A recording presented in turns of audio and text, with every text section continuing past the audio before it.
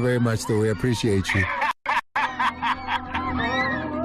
Sky is the limit, and you know that you can have what you want, be what you want, have what you want, be what you want. Sports Night Amplified. Play on Metro FM. Monday through Friday, 6 to 7 p.m. Game over.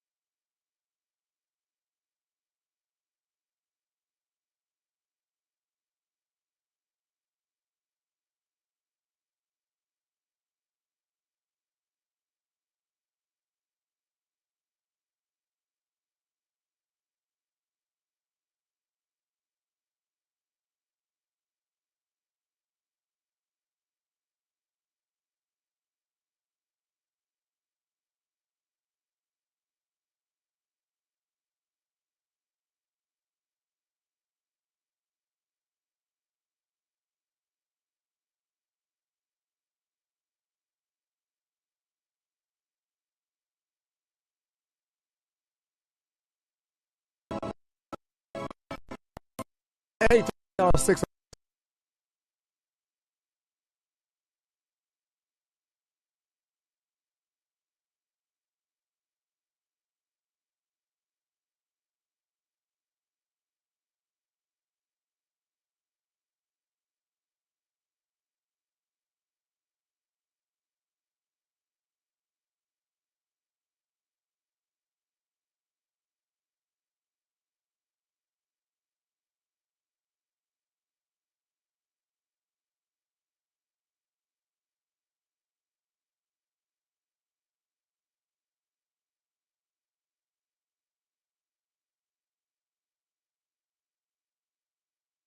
Like, no, as far as, as far as matter of pride, you can't have a South African coaching a Nigerian national team. Yeah? I didn't know it was that deep. I thought, it was banter. It was football banter. I didn't know it was that deep. I mean, I remember Stephen Keshi being a conversation here in South Africa. I had no idea it was this deep. But clearly, and I think it is, that it is that deep. Pitso, when I asked him about it, said, hey, it's okay, man. It's all good. We're going to be speaking about a little bit of that today, but also we're going to be speaking to Cass Naidu because South Africa are doing well in the USA. They've qualified now, and we're hoping that this is it because we've never won an ICC tournament. This is the T20 World Cup, new format, one to which we don't have past gripes with. She's all the way out in the US at the moment, so we'll speak to Cass about that and see what it is that's going on as that is.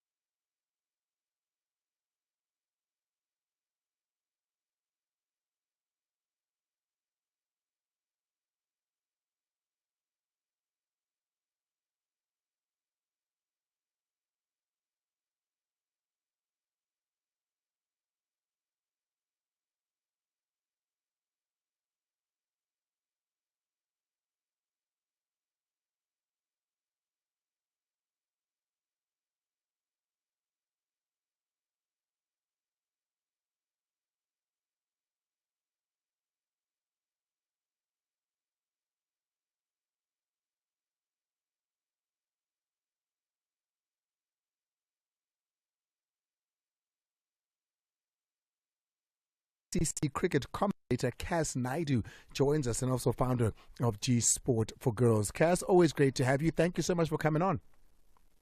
Good to be on the show. How's the US? Well, I'm in Trinidad and Tobago at the moment. We had an incredible game at the Brian Lara Cricket Stadium last night. Packed house. West Indies 30 for 5, 112 for 9. They then post 149 and beat New Zealand to charge into the Super 8. So it's always good when a co-host nation does well. It really is. What's the traveling like between these places? I mean, in my mind, they seem so far apart. It is different. So we were in Guyana, which is obviously part of South America, and it's not really part of the Caribbean. And then flying from Guyana to Trinidad, you're flying over the Amazon and you're along the South American coastline. Then you get to Trinidad and Tobago.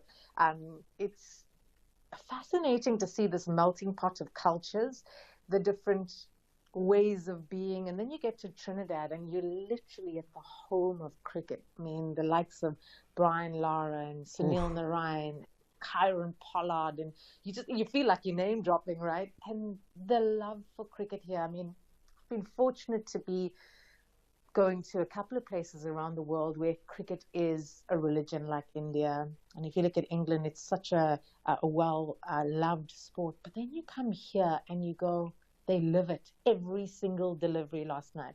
It was a once in a lifetime experience. I'm not sure anything could match that in the coming years, because there's a hunger for it, and they also know that they have produced some of the greatest cricketers in the world. So it's in their blood. So beautiful. I just wonder about these differences, because you go back to the States and there's a lot of complaints about the condition of what it looks like there as far as the wicket is concerned. You then go to Trinidad and it's perfect cricketing conditions.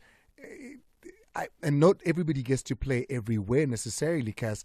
Does that favor some people? Does that offset some people? How does that synergy work between all of this? America was always going to be an experiment. It took 5 months to, get the surface together, to have it transported, and just a big logistical effort.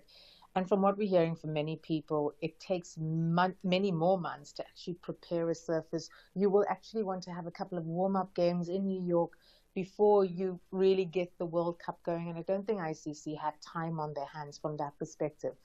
The flip side of the coin, what people are saying is, we're tired of this video game type cricket where you've got these roads and batters are just carting bowlers everywhere. So while the surfaces haven't been easy to bat on, it's kind of evened out the contest, and it's a bowlers World Cup at the moment, right? It's tough to score runs. Opening batters are finding out just how tough it is.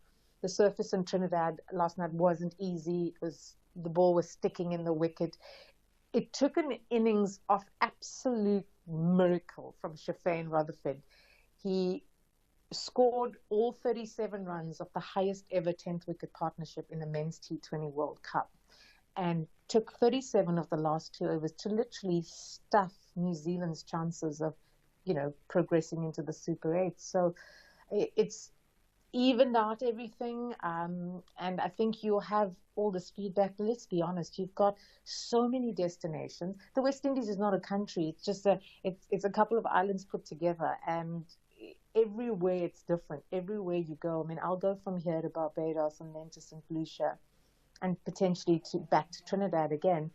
And everywhere you go, it's different. Every surface is going to be different. So if you're looking for a batting paradise, you're just looking for batters to dominate, this isn't the World Cup for you. But I'm loving the fact that it's making captains have to think on their feet.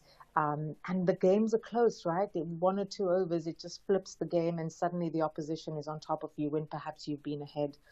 So, yeah, I've been watching some games closely. I think New York has been a real challenge for many teams. Oh, yeah. It's good to see South Africa get across the line. I mean, I left my hotel room with Bangladesh needing a couple of runs, and then I saw that South Africa went on to win. So, down to that last ball. I mean, jeez. Oh, man. But that's what we live for, right? We live for those heart-stopping moments. So I'm interested to see how the Super 8s go. A couple of teams who you would have thought would get in may miss out. I mean, England winning the 2022 edition and potentially not making through, and a team like Scotland with a higher net run rate may get through. Could this be the World Cup that is a victory for the associates? Because that's what you want, right? You've got a 20-team World Cup. You want to grow the game. You want to make it more global. And it's great to see these teams standing up against the big guns. I mean, I do wonder what America is one of those thriller-minute type of countries. They want the big action. But then again, with that being said, they watch baseball all day where it's not always a home run with every ball that gets bowled or thrown in that regard. I think it would have been a greater spectacle and to sell the game more to Americans that aren't familiar with the game, to see big wicket scorers and the big hitters scoring huge runs. The one thing that's been positive for the USA is, I don't know how it happened. I didn't watch the match. I mean, I just saw the highlights after. The USA beat Pakistan? Yeah, that was insane, right? Because if you look at Pakistan and that super over, if they had to go back and watch it, it's probably one of the worst super overs I've watched. But then you have a look at the USA team and, they've been growing in leaps and bounds. There are a couple of real superhero cricketers there. They really back themselves. There's also a couple of Indian cricketers who have emigrated from Mumbai to US, working in the US, taking leave. Imagine that. I'm just taking some leave to play for the USA. I'll be back in a month. That's the situation for the USA. So I think a lot of the kind of baseball fans and stuff, they can't believe like the USA has beaten a big team. So suddenly it's making the New York Times. And I think in about 10 to 15 years, we're going to look back at 2024 and say, yeah, we were really unsure about what we were doing and how it was going. But that was the moment that really spurred on a lot of young stars who perhaps walked out for national anthems and then will go on to win a title for the USA.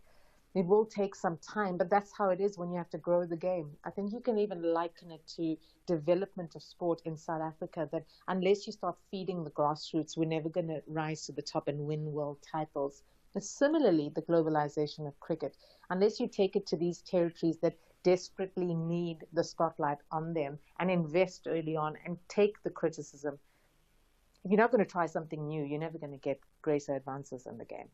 Well, I'm excited for it, and we're going to be speaking about the Proteas now. They've qualified for the Super 8s without having to hit a ball, obviously, because of that rained-out match. We'll get into that and how they're looking. I mean, that Bangladeshi match kind of took me down a couple of notches from where I was sitting, to say, hey, maybe we aren't as great and as good as packed as I thought we were for this particular World Cup. I thought at some point that we might be amongst the favourites. That match in particular took me a couple of notches down. Let's take a break. When we come back, Cass Naidu, ICC cricket commentator, currently working at the T20 World Cup.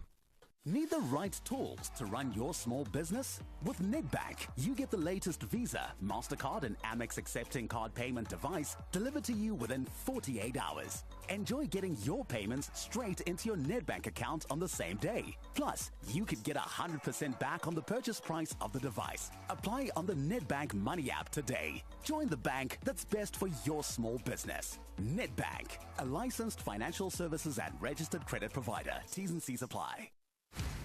The wait is over. It's Big Red Weekend for 4 days only. ShopRite's bringing you up to 50% off on deals like any two 1.5-litre Coca-Cola Original Taste or 2-litre Sparletta cold drinks for 28 Rand. 900 grams Wheat Bix cereal for just 45 Rand. 750ml Sunlight dishwashing liquid, only 23 Rand. A pork pack for just 49 Rand per kilo. And an Essentials Twin Spiral Hot Plate for 199 Rand. Valid till 17 June. It's Big Red Weekend. Only at ShopRite. Twist open a Fanta and pop open a can of Pringles and you could be popping out in a brand new Jeep Renegade. Be in it to win it when you buy a 42-gram can of Pringles and a 440ml Fanta Buddy for just 32 Rand at any engine nationwide. Scan the QR code and follow the prompts to enter. The fun doesn't stop there. Join the touchdown for a live broadcast at Engine Val 1 Stop on the 14th of June 2024 and snack your way into a brand new Jeep Renegade. See you there. Seize the chance to win your share of 2.5 million Rand every month with Spin a Song. Get prize drops. Stake R2 or more on selected pragmatic play games every Monday, Tuesday and Thursday between 8:30 and 10:30 p.m. Hollywood Bets. Take a spin with us. T's and C's apply. Hollywood Sportsbook is a licensed betting operator. Hollywood Bet supports responsible gambling. No persons under the age of 18 years are permitted to gamble. Winners know when to stop. South African Responsible Gambling Foundation toll-free counseling line 0800 006 008 or WhatsApp help to 076 675 0710. Sports Night Amplified with Ndile on Metro FM. Proudly brought to you by SABC Sports. 1824 on the mighty Metro FM. Cass Naidu joining us for a conversation about all things the T20 World Cup. And of course, the Proteas out there representing South Africa through. And we're all excited about this, and it's a good thing. We can't, shadow it with anything that to the Super 8 stage of the tournament. This is the result. This is because of the result of the abandoned match due to waterlogged outfield, which led to the abandonment between Sri Lanka and Nepal on Tuesday. We go through, Kaz. I feel we would have gone through on merit anyway. What do you make of what the Proteas have been able to do so far? And where do you then now, having seen other nations, put them at the moment? It's a tough one. I'm being that South African that's saying, talk to me when we're in the semis, because that's the hurdle. That's me with the Proteas. It's and maybe it's unfair because it is a tough World Cup. We've already seen how England has stumbled and a couple of other teams have stumbled. Some of the favourites that you thought we should get through, Pakistan, New Zealand, England. So you can't be too tough on these teams. The conditions have been challenging. For South Africa, they get into the Super 8s now. They're going to play a couple of teams in conditions in the Caribbean where it's tough to bat.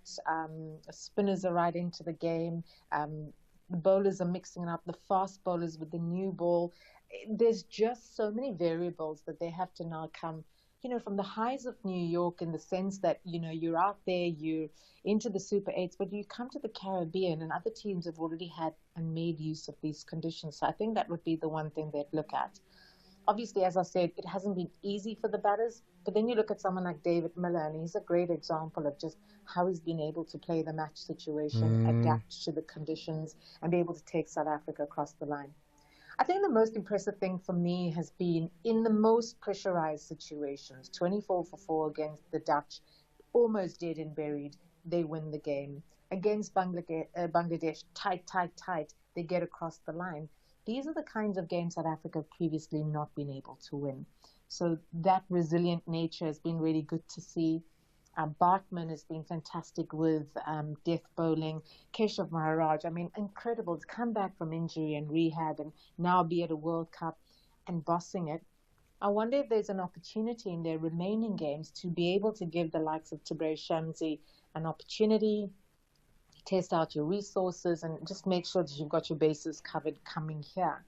What we saw with the West Indies last night is they showed real resilience. They got to not the best total, but 149 for 9. And then they've got the likes of Akil Hussain and Gudakesh Moti, 2 incredible spinners who really took them across the line. So I think South Africa need to show that they have all bases covered. That would be strong opening bowling. Rabada struggled a little bit, so you're hoping that he comes back into the game because he's such a match winner for them. I still think that this is a World Cup South Africa should be eyeing, and not like don't do this to me, Cass. Please don't. Not like you eye a buffet, but how you eye a 5-course meal where you take your time to get through it. You don't want to go and rush into it. There's a couple of big names that are going to miss out, and suddenly South Africa get into the Super 8s. Top 2 teams in the Super 8s head into the semi-finals. Australia, so formidable. There's a swagger about them. The India World Cup would have given them that. They were dead and buried at 91 for 7. They came back, beat Afghanistan, and then they just toppled everybody, won the title. You can never discount Australia. India, desperate for a second T20 title. They look to have their bases covered. I don't want to say that we're one of the favorites, but I certainly think that we have enough experienced campaigners in this team. The word that they've got to look at adapt. Can we adapt as quickly as possible? New Zealand just didn't get into the tournament. They played only the 14th game as their first game. The 14th game of the tournament, while everybody has been playing, no warm-ups, no practice games, rain affecting their preparation, and they were just dead and buried in the first 2 games. So teams that adapt quickly, teams that are able to handle pressure situations as matches just turn on their head. That's what I want to see from South Africa. Put the past where it belongs, right? Let's not talk about not crossing over, but how good it would feel for them to get into the semi-finals and then win a semi. You know, there's a victory in getting into a final. We haven't even been into a men's World Cup final. I've seen the impact it's had on women's cricket. When the women got into the final at Newlands, there's a feeling that they could get one step ahead. And I'd hate to say that the women may win a World Cup title before the men, but I certainly hope that South Africa can put themselves in a position to win a knockout game. That is the challenge. The challenge is not whether you can get through group stages. We expect that. There's no real pressure there. What about the knockout game? I mean, Kolkata comes to mind last year, where South Africa were largely favourites. They won the toss, and that was all they won, because then Australia were all over them. So can we win a knockout game? That's the question. Well, can we indeed? Every World Cup, Cass, brings with it new stars, and we always see it. The stars that are born in the World Cup. There's, cricketers or players in general who we might have not heard of, we didn't know up until that, or we knew, but they decide to raise their game and shine brighter than others. This World Cup, have we seen any glimpses of standout stars? We have. A team like Afghanistan has shown that they've got incredible spinners. In all World Cups, you've seen that. But they've come to this World Cup, and Fazal Haq Faruqi has been sensational. He's got the best figures at the World Cup so far, 5 for 9. And I think if Afghanistan are going to go further and perhaps get into a semi-final, he'll play a key role. Akil Hussain, coming from really tough background in the east of Port of Spain, gang-related violence surrounding his childhood. Here he is stepping up on a world stage, and he took 5 for 11, and he's played a key role in West Indies getting forward. I look at someone like Othniel Bartman for South Africa, and I think if he can play a key role, I mean, he's been brilliant nailing those Yorkers. So these are some of the stars that I've seen come up. Some of the big names haven't really pitched up, have they? Virat Kohli out for a golden duck yesterday. Saw that. I couldn't believe it. Faced one ball. Yes, and the player that took him out was a player that Natrafalka, who actually played under-19 cricket for India. So it just shows you that there's a full circle moment there for that young star playing for the USA. This World Cup will show us that there are players that we haven't heard of, and because of the expansion of the format and the expansion of the number of teams, there's someone like Aaron Jones. I mean, I still think he's played the best knock of the World Cup. From the USA, got the swagger, he wears his sunglasses at the press conference. So different from how cricketers are generally. And he blasted 90-odd in an incredible performance for USA to beat Canada. So I think we're going to get a couple of new stars sticking out. But let's not forget, the experienced campaigners. Adam Zampa knows how to win matches for Australia. There are players, Bumrah for India. So I'm looking at the likes of Miller and all these experienced campaigners say, yes, there are new names coming up. But perhaps this is the time for us to really be able to step up and go across the line. Cass, really always appreciate the time you give us. I can't wait as it gets to those knockout stages to start having conversations about whether we can go all the way or not. Well, we'll keep talking as long as they keep winning. That's it exactly. Ladies and gentlemen, the best in the game. Cass Naidu, loves supporting her work. She supports all South African, and she's, of course, gone out there to raise that flag once more. We'll keep in touch with Cass as the tournament progresses, of course. The other conversations we're having, side by side, is a conversation that we had with Pitso Mosimane on Tuesday when Bafana were playing. And the big question in and around Pitso has always been about Kaizer Chiefs, how they set up, what they do in their setup, how they do the acquisition of players. Is this something that he'd be able to work? Is this a system that he'd be able to work in and around? With Pitso Mosimane coaches, he has total control of the players that he wants. He has total control of, who must go, who must come, which is, as the European way and the worldly way, managerial position, right? Well, the world is, but we can never say that. Also, Sundowns gave me that. We have to be honest. They gave me the opportunity. Do other teams in South Africa, to my knowledge and some of your knowledge as well, other teams don't work like that. Other teams, here's your new strike. Well, you can do that, but don't be surprised with where you are. But you wouldn't allow that to happen, is what I'm saying. No, but you why would you need put total control? But why you put the results on me? You put the results on me, but you don't want me to put the team together. So when those players that whoever brought them don't do well, will you say it's me who brought these players? We feel sorry for the coach. I brought this player and that player. No, the results are on me. So then that carte blanche must be on you as well. Because I'm going to be blamed. The coach is going to be blamed for if you don't win. If Ancelotti doesn't win the Champions League with Mbappe, it's on him. It's on him. PSG brought Messi, Neymar, and Mbappe. What happened if they don't win? The coach is gone. Would love your thoughts. It's 1834 on all our conversations. The approach is they're giving us a little bit of hope, aren't they?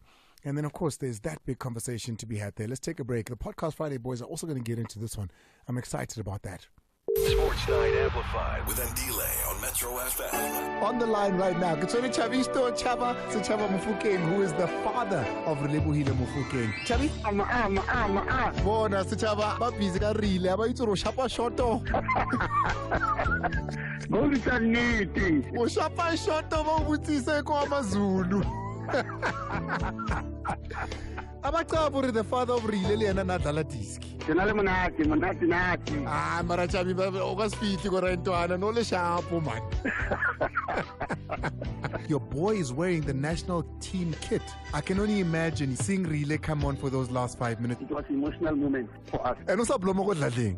Ploma on nana chance ana mayanti mona next to me santse ke mo rome ore mona fatwa diteki o ntlatsa tsena chance. Ana chance. 6 to 7 p.m. Sports Night Amplified with Andile on Metro FM. Proudly brought to you by SABC Sports. It's 18:35 on the mighty Metro FM. Hey, it might be gone and dusted, and maybe by many forgotten, but many will remember this year's Roland Garros as the one that could have been the tipping of the iceberg for the old guard and the allowance of the new guard to shine through. Biographer of Roger Federer and Novak Djokovic, a man that we're always excited to have on the show. Chris Bowers now joins us. Chris, always a pleasure to have you. Thank you so much for taking your time to talk to us. Thank you, Andile. Very kind of you. You think about this Roland Garros, you reflect on it in its entirety from, the pulling out, the first round loss of the greats, and the winner, this young rising star, the protege that comes full circle. How do you sum it all up? I mean, people have talked about a changing of the guard for a long time, but, sometimes a changing of a guard happens over 2 or 3 years rather than in one tournament. I mean, yes, Roger Federer's retired. Rafael Nadal played in the first round, but he clearly wasn't ready, and he had a really tough draw against a man who went on to, come within a set of winning the title in Sasha Zverev.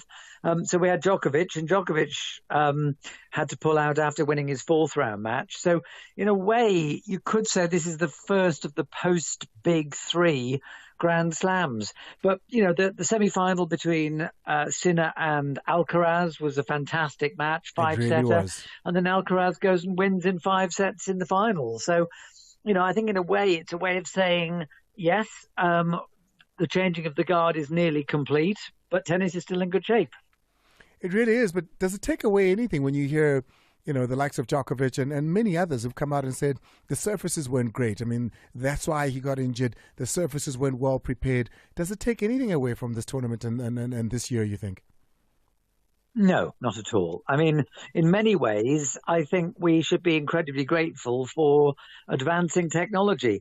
The first 7 days of this year's Roland Garros were incredibly wet. I mean, normally if you build a roof on a tennis stadium or any sports stadium, you sort of guarantee yourself 10 years of sunny weather so that you never need to use the roof. Well, they've just they opened the Philippe Chatrier roof for the first time 5 years ago. This year they had a roof on the Suzanne Lenglen court. They used it every day for the first 7 days. It was constantly raining. I thought it was terrific. The fact that we got as much tennis as we did in the first week was down to the technology. the fact that there was so much rain meant that they did put a lot of extra clay on the surface. Should they have raked it a bit more often during the Djokovic-Cerundolo match? Yes, probably. I thought they were a little bit stubborn on that one, but I don't think that Djokovic did his knee. Who knows whether it's to do with, the playing surface or not. He's 37. He's vulnerable to these things. And, maybe it'll end up doing him good. Maybe he needed that break. Probably won't play Wimbledon now, but he probably will be fit for the Olympics, which is on these exact same courts at the end of July. I'm an advocate for finishing while you're still great. I watched Tiger Woods today, Chris, and I thought to myself, this is not the Tiger Woods I want my kids to be watching. When I tell them about Tiger Woods and they watch him now, they probably have a bit of a chuckle at me. Lionel Messi out in the US, I always feel, don't do that. You're just having a bit of a ball there. The greatness is taken away from you in that way. And many can say the same for Serena probably in those last couple of years. I just wonder, when you look at the greats now, you look at a Djokovic, you look at I don't want to say, because when you look at how he retired, Federer, maybe not, but you look at a Djokovic now and how he's doing, and you look at a first round exit as well from Nadal. Is there a time when we're going to start speaking about leave while you're still great, or am I just way ahead of myself? Well, I think you need a crystal ball, Andile, because how do you know when you're about to, I remember when Pele retired. I'm old enough. I was still at primary school, but when Pele retired, I thought, hang on, the guy's 30. You can't retire at 30. Is 30 old? Of course, when you're at primary school, 30 seems ancient. But, I remember being asked the day Roger Federer lost in the Wimbledon quarterfinals, which would have been 2010. People are saying, is this the end of Federer? Now, if he believed that stuff, we wouldn't have had his Wimbledon title of 2012. We wouldn't have had his amazing Australian Open title of 2017. He carried on because he felt he had more tennis in him. Djokovic last year won 3 of the 4 major titles. The only one he didn't win was Wimbledon, where he lost a 5-set final. This year, semi-finals in Australia, reached the quarterfinals and didn't actually lose in Paris. Who says that he can't win another major? I think if he'd been fit, he'd have been favourite for Wimbledon, because so few players know how to play on grass these days. I think it's an easy line to say this because it sounds respectful, but I actually believe it too. You have to let these people decide when the time is ready for them. Otherwise, we might be forcing them to retire when they still have major titles in them. And that's certainly what happened with Federer. I was convinced Nadal would be finished by, if not 26, certainly by 30. And he was still winning Roland Garros titles at 35. So, ultimately, players know what's inside them. And one of the attributes that makes a champion is that they're incredibly stubborn. And therefore, they go on when the likes of you and me are saying, oh, you really should stop now, Let's take a quick break. When we come back, we have, when it comes to speaking all things tennis, for me, no one else better to speak to on the show, and we do so quite often whenever we're given and granted the chance to do so. Chris Bowers, who is a biographer for Roger Federer and Novak Djokovic, speaking all things Roland Garros. But I want to throw it forward to what seems to be, a big card at the Olympics with the Spanish. The wait is over. It's Big Red Weekend for 4 days only. ShopRite's bringing you up to 50% off on deals like 2 1-liter cartons of Ultramel custard for 46 Rand. 2-liter Oros concentrate, just 35 Rand. 8 Twin Saver 1-ply toilet rolls for 39 Rand. Value ground beef for only 59 Rand per kilo. And a 12-piece Bon Voyage cookware set for 449 Rand. Valid till 17 June. It's Big Red Weekend, only at ShopRite. Hollywood Bets gives you multiple mystery parcels filled with super surprises every Wednesday and Sunday evening. Bet R2 or more on selected Playtech slot games and stand a chance to win up to 1 million Rand in cash weekly. T's and C's apply. Hollywood Sportsbook is a licensed betting operator. Hollywood Bet supports responsible gambling. No persons under the age of 18 years are permitted to gamble. Winners know when to stop. South African Responsible Gambling Foundation toll-free counselling line 0800 006 008 or WhatsApp help to 076 675 0710. Buy your next vehicle at Auto Pedigree and get up to 50,000 Rand cash back. That's right, 50,000 Rand cash back into your pocket when you choose from a wide selection of quality used low-kilometer Toyotas, VWs, Suzukis, Kias, and much more. At Auto Pedigree, you get a great deal and peace of mind to drive away with a reliable vehicle you can be proud of. Visit autopedigree.co.za or an Auto Pedigree dealer near you, because you deserve a great deal. Sports Night Amplified with Ndile on Metro FM. Proudly brought to you by SABC Sports. Chris Bowers is our guest. We're speaking all things tennis, biographer for Roger Federer and Novak Djokovic, joining us now for the conversation. Let's focus on the winners here. I mean, I spoke to a couple of people leading up to it, and they thought Alcaraz is going to be a great learning curve for him. You might see maybe in the semis, if he's lucky, he'll get to the final. He's proving to be quite the boy wonder. Yeah, and I would have been in that group of people. I would have said at the beginning, he won't win the tournament, partly because I think he had this serious elbow injury. You know, he only played one clay court tournament in the warm-up to Roland Garros, and that's normally not enough. And he played the whole thing with a sleeve over his right elbow because I think it was probably just a comfort blanket. But I never felt that he really teed off on his big forehand, unless he absolutely had to. But I think in the middle of the tournament, he realized that every now and again he had to really open up. And I thought that wouldn't be enough. But I also knew at the start that he was a better clay court player than Yannick Sinner, who's the year's form player, and this week for the first time is world number one. Italy's first ever world number one, the 29th Incredible. Player since computer rankings began in the early 1970s. Alcaraz proved to be fit enough and to have too much clay court nous for everybody, notably for Sinner in the semis and Zverev in the final. What would have happened if he'd met Djokovic in the final? Well, we'll never know. But yes, that would have been a very interesting test, especially as last year Djokovic got the better of Alcaraz on the clay of Paris, but very much because Alcaraz got himself overhyped and therefore cramped badly in the third and fourth sets.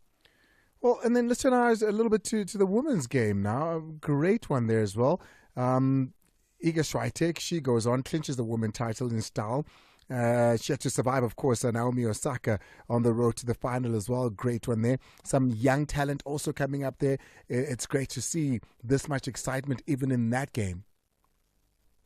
Yeah, I mean, in a way, in recent years, the men have been a question of, well, who will win out of Federer and Nadal, Djokovic? Maybe one or two others in the frame, whereas the women has been very, very open.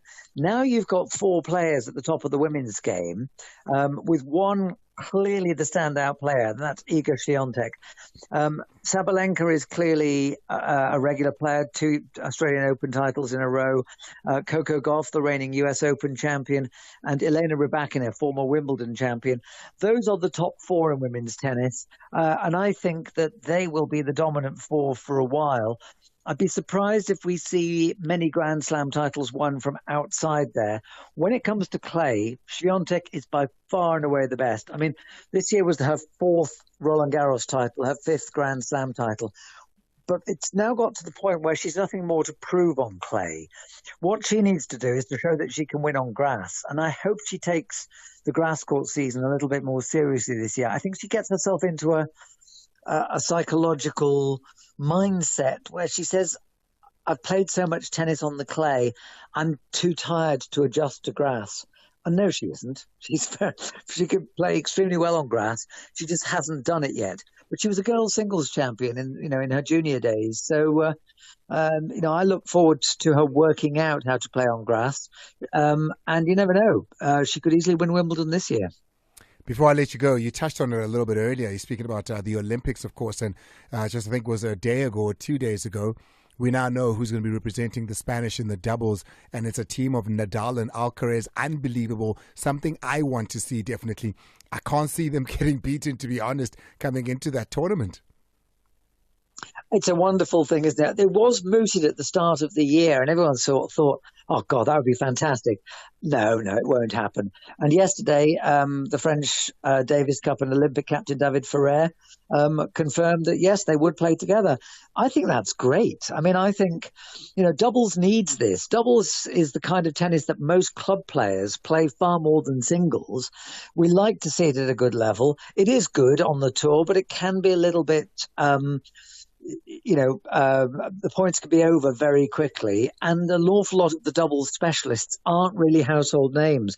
Once you get doubles on clay, that's far more watchable, and to have a pair of two household names, Nadal and Alcaraz, and the wonderful thing about Alcaraz is he plays with such joy. He radiates this fun about playing. So for me, that will be one of the highlights of the Olympics, not the Olympic tennis event, the Olympics, full stop. Wow, I agree. I'm looking forward to it as much as I'm looking forward to the 100 meters, which is saying a lot as far as the Olympics are concerned. Chris, always great to have you. Thank you so much for sharing your insights with us, and continue to do the amazing work that keeps the world ticking when it comes to tennis. Thank you very much, Andeli. His name is Chris Bowers, biographer of the likes of Roger Federer and Novak Djokovic. Joins us here whenever we need to have a chat about all things tennis. Let's take a quick break. Sports Night Amplified with Andile on Metro FM. What you did yesterday, bro, was epic. You did what a lot of broadcasters must use as a blueprint. Yesterday's was a curriculum in upgrading your knowledge of radio. And it happened to be that game. Yeah. Jeez, what a game. The other amazing part is Lebogile Mofokeng played 5 minutes, got the biggest cheers of the crowd, 19 years old. Unbelievable. The next big thing. But I see that. It's how he got his opportunity to get his debut. The guys who he beat to the Nedbank Cup title, Ronan Williams and Teboho Mokoena, stopped the game to have him substituted on and get his debut. We lost the ball. We're like, here, have the ball. We want the boy to come in. Because did you know that his father's a former player? Sechaba Mofokeng, the father of you have the Mofokeng. father in the building? We're going to talk to Sechaba. Oscar award-winning radio, TV Let's broadcaster, ladies and gentlemen. It's just saying congratulations. You raised the ball. 6 to 7 p.m. Everybody knows. With over 3 decades in the game. Now listen. It's now a different playing field. What it is. Don't touch that dial. Metro FM. It's where you want to be. Sports Night Amplified with Andile on Metro FM. Proudly brought to you by SABC Sports.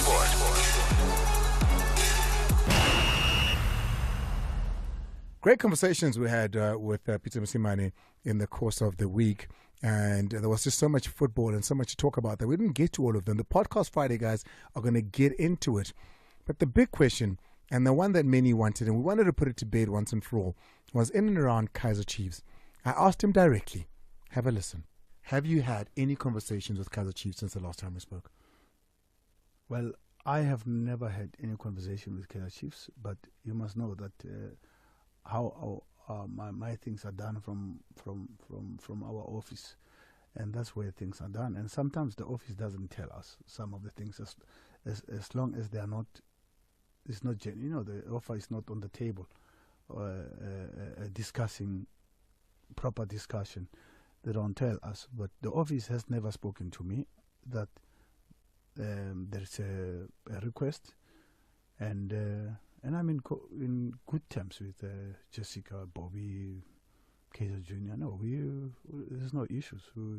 If there was issues, they wouldn't even give me the training camp when I was with Al Ahly, and we talk.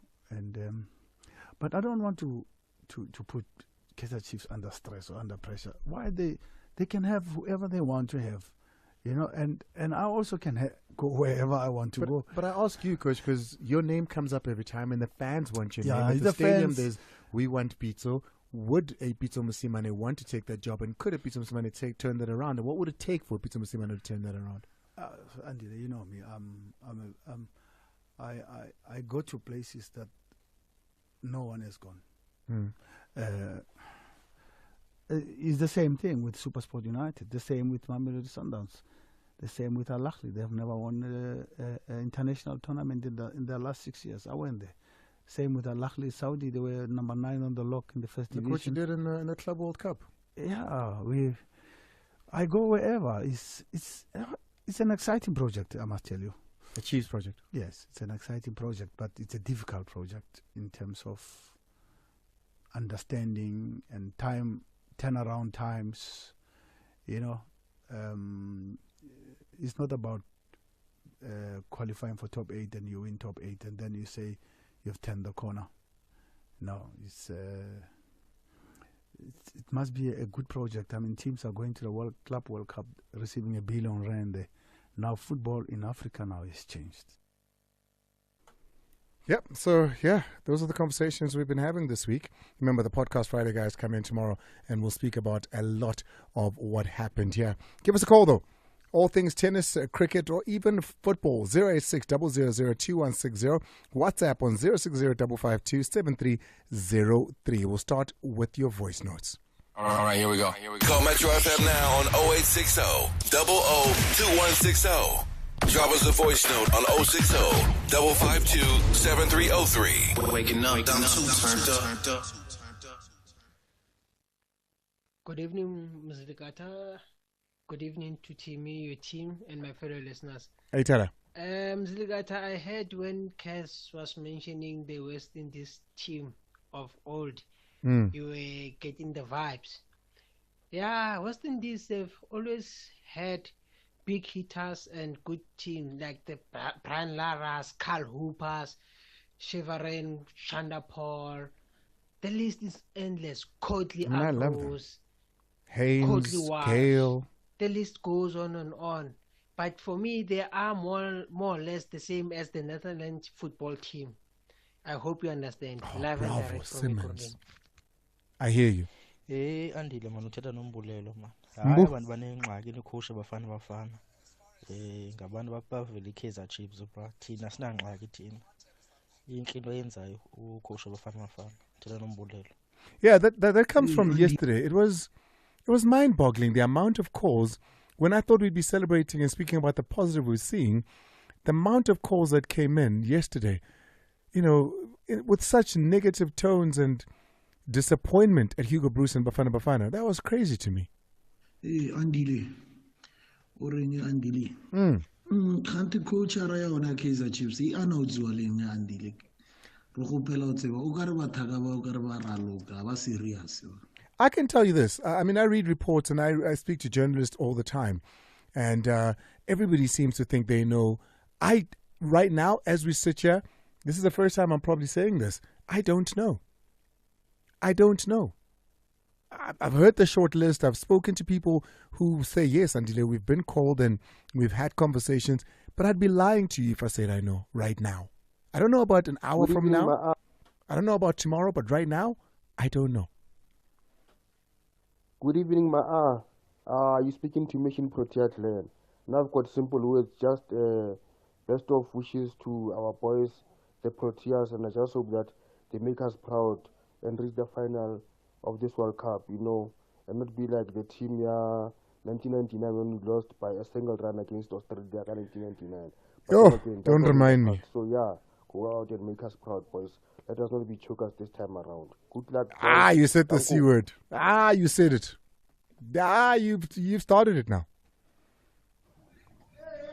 Evening, Miss Andile. Prashant Desai from the Val. I just like to talk about Coach Pitso Mosimane. He's just telling the truth. In his interview, I think we had to get that interview, a full interview in the podcast. It's a learning lesson to a lot of coach out there. Yeah. Whatever coach is out there who's aspiring to become a coach, I think is a great lesson that Dr. Pitso Mosimane gave to the country. Yeah. Big up your show.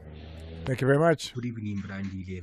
I know you're talking also about tennis there, about players who just won't retire or who stop playing. I know James Anderson, the English fast bowler. I mean, the player even now is still playing the bowler.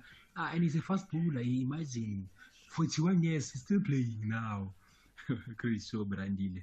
Itaola, I hear you. Good evening, Andile, and good evening to the coach, Ubaba Pitso Mosimane. Mina Andile, I want to talk a lot about the romance of him joining Chiefs. What I want to wish the coach is the very best of luck in future.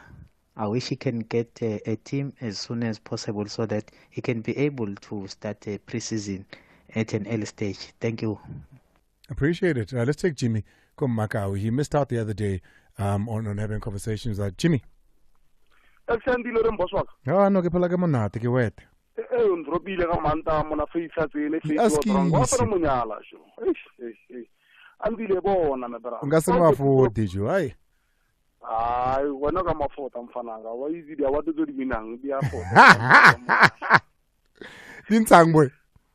Andile bona boswa. Ke no gore batho ba botlhe ba mabane ba phone le. Ka di negative tsa bafana. They should stop it. Andile Kaizer Chiefs is not performing. There is no player Kaizer Chiefs. Is that the But hold on, Jimmy. What's Kaizer Chiefs got to do with it?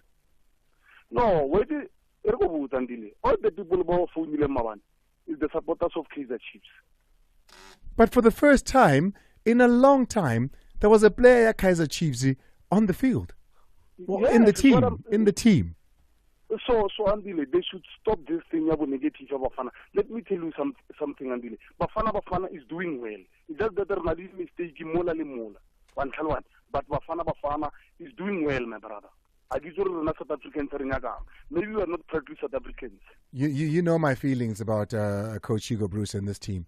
So I need not say much. But Jimmy, I appreciate you. Jimmy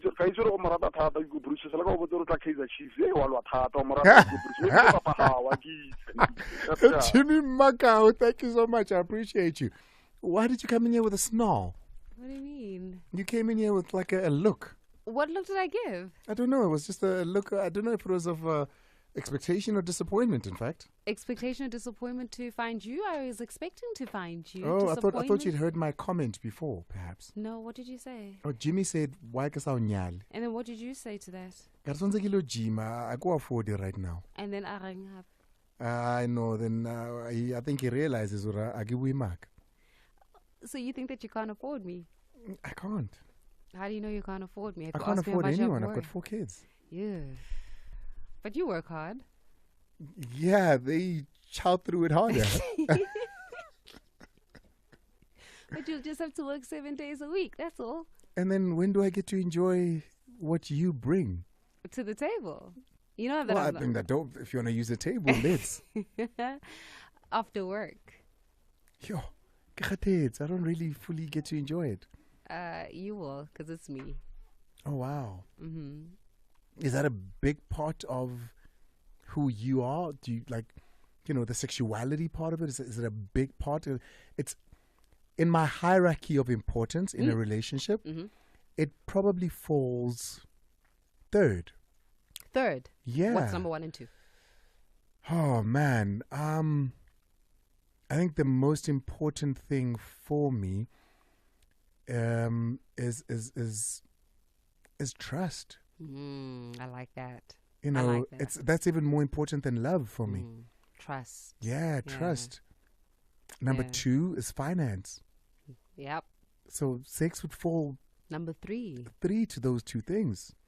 Sure, that is such a good one. I think for me, number 1 would be the chemistry and attraction, because there has to be chemistry and attraction.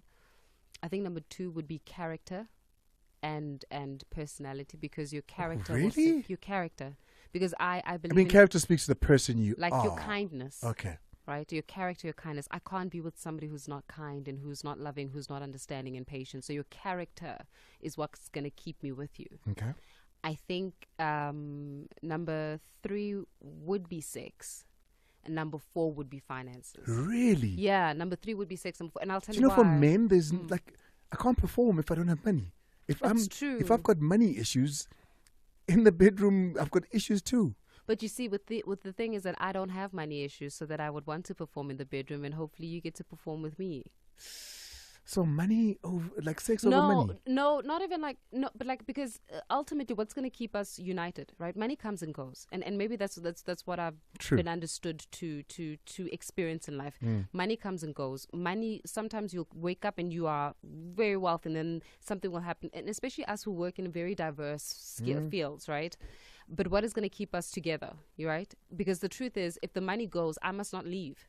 Or if the money goes, there must be something beyond just the money that keeps me there. And what will keep me there is, what do I feel about you? How kind you are, your character, your heart, your being. And we enjoy each other in the bedroom. And we enjoy each other in the bedroom. And then money will make. Money we will make. And you know why we will make the money? Because we're brilliant people. I hear you. Just, it's never been any, like, you know, I once heard somebody say, if they're happy and they're in love and, you know, life is good, they'll have average sex for the rest of their life. Never. Sorry. But like... That never was too quick. It's 3 minutes past 7, Faith. No, let me... You know what? No. That was such a quick never. No, but I wouldn't. No, listen. I mean, averages... we have average now as people and we're okay. No, I'm not even saying average, but I will leave you. Right? For average? No, I will, if it's not good. If it's average. Good, I'm talking about average, yeah. It depends what average is. It's a 5 or 6 some days. 5, eh? Yeah. But the norm is 5. Then some days is 6. There are days that are 4s, but the norm is 5. There are days that are 2s. Yeah, but the norm is 5. Okay, so let's say 5, right? I think if you had 5 and lots of money, right? I would still leave. As opposed if you had 8. And no money. And not even no money, let's say, and average money. And struggling. Not struggling, because also I don't want you to say to me, baby, I'm hustling, because then you're going to tell me that you're scamming me. You know what I'm saying? But like if you were like just trying your best. Kevin, just so you know, I ended this conversation a long time ago. I can't believe the people that are laughing at this conversation.